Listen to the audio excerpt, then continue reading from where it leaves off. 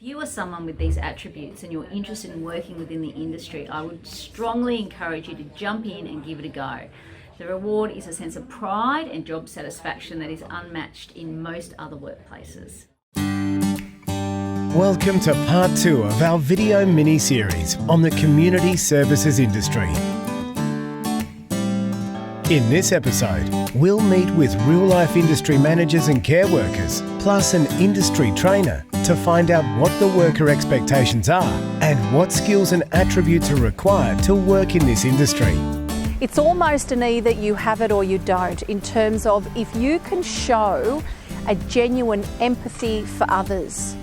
So in terms of the qualities and the attributes, be patient, be kind, be empathetic, be non-judgmental, be everything that you would hope somebody would be to you in the event that you need some help.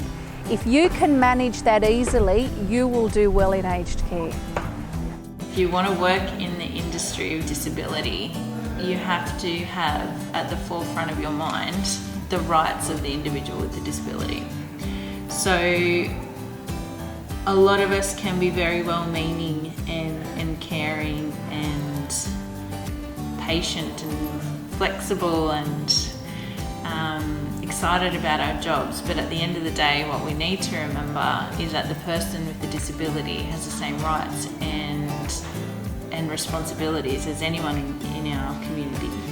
And people with disabilities rely on support workers to help them to navigate those worlds without diminishing their capacity to make their own choices. And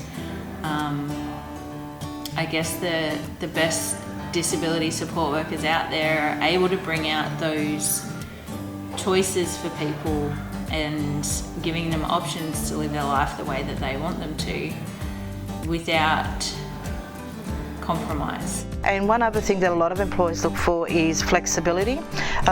Working in this industry, there is 24/7, and therefore there's working weekends, there's working nights, and so still being up and bubbly, you know, maybe at 2 in the morning when you're caring for someone, if they're not asleep, if they're a sundowner or someone who likes to be up at night. The more that you're available, the more hours you tend to get, and you become reliable, and also reliable for that client. So it's also about building relationships, not necessarily, you know, becoming best friends, but having really good professional relationships that you can be relied on. You show trust, dignity, respect.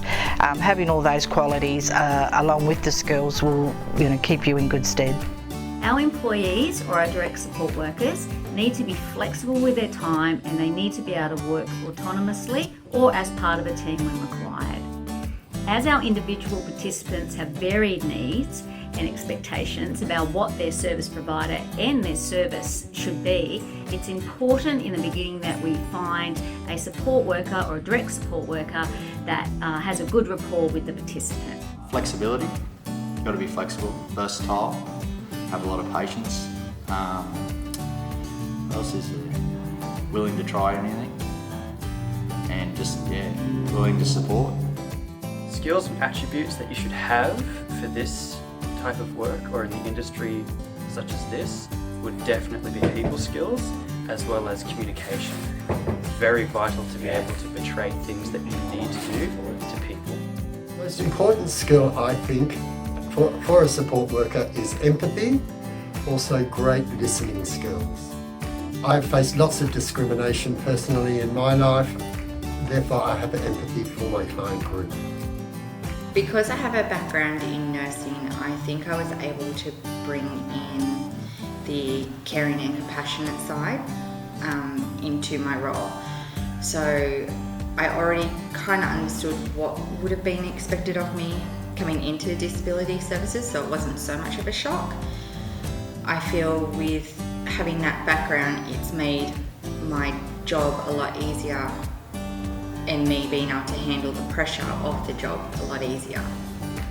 Once he went into care, I had to go back to work because I was too young to retire. So it was, okay, now what do I do? I've had office experience, but I didn't think I wanted to go down that path. And caring was the most recent thing for me, so it ended up being the obvious choice. because before caring for my husband, I actually cared for my mother as well. So caring role is what I've been doing for 10 years.